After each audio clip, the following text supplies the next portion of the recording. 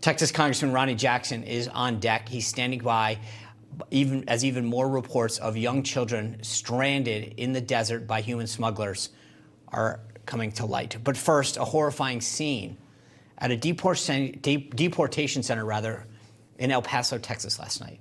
39 people at least are dead after migrants set fire to the building. The president of Mexico claimed that they ignited the building because they didn't want to be deported. Unbelievable. Well, joining us now is a member of the House Armed Services and Foreign Affairs Committees, Texas Congressman Ronny Jackson. Congressman, before we get going, I do want to thank you.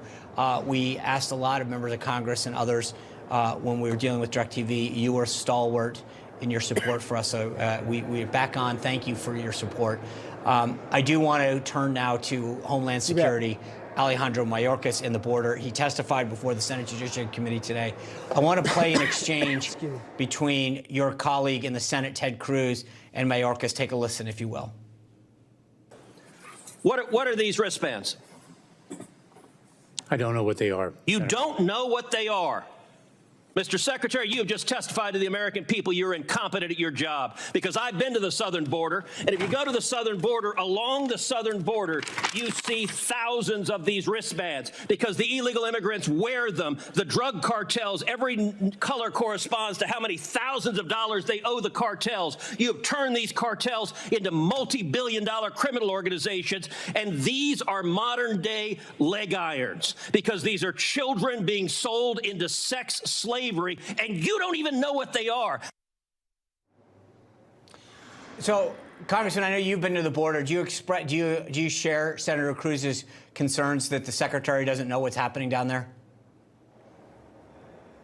Oh, he knows exactly what's happening down there, Sean. Make no mistake about it. He's just burying his head in the sand. You know, I would say, honestly, he should be getting his paycheck right now from the cartel, because he's literally part of the cartel logistical, apparatus that gets these people into the country. The sex traffickers, the human traffickers, the drugs, the potential terrorists that are crossing our borders, Sean. I'm telling you right now that I will almost promise you that the next 9/11 terror cell is set up in our country right now, thanks to our southern border. You know, when we pulled out of Afghanistan, which was a complete freaking debacle, as we all know, right? And we abandoned Bagram. We let 7,000 hardened ISIS fighters out of prisons. One of them blew himself up at the Abbey Gate and killed 13 Americans. Since then, I can promise you that some of them have made their way to our southern border. They've crossed into the United States now, and they're planning the next attack. Not to mention the fact that 300 people a day, 300 kids a day are dying from fentanyl overdose. Sean, this man has done more damage to this country than any cabinet secretary out there. He needs to be impeached. He needs to be held accountable, and he's an absolute disgrace to this country. Yeah, you brought up Afghanistan. The House Foreign Affairs Committee, which you're a member of, has subpoenaed Secretary Antony Blinken, telling him to turn over this cable that came out in July 2021. It's called the Descent Cable. It's when U.S. officials in Afghanistan warned that they warned their higher-ups that there would be a collapse if we pulled U.S. troops out. It's been a day already. Blinken has said previously, told the Chairman McCall, that he's not going to give it to him. Has there been any progress or any word back what the State Department's going to do? No, absolutely, Sean. They think they're untouchable on this. I mean, this is an important piece of the puzzle, right? This was, we asked for this. Now, this cable was sent in July of 2021, just weeks before the failed extraction and the 13 Americans died.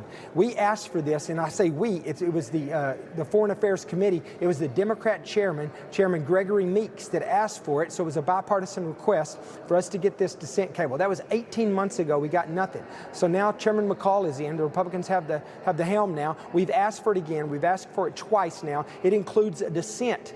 A dissent message cable from at least 23 diplomats that had a problem with what was going on or what was about to happen. But we don't know what that is. They're hiding it for a reason, Sean. They're hiding it because it's extremely damaging information to the administration, and it's going to be very revealing as to what actually happened in Afghanistan and some of the really poor decisions that were made by the Biden administration and by the State Department. So they don't want us to know, but we've got no progress on this. We're going to continue to ask for this. He's going to get a subpoena now. If he doesn't, comply to their subpoena.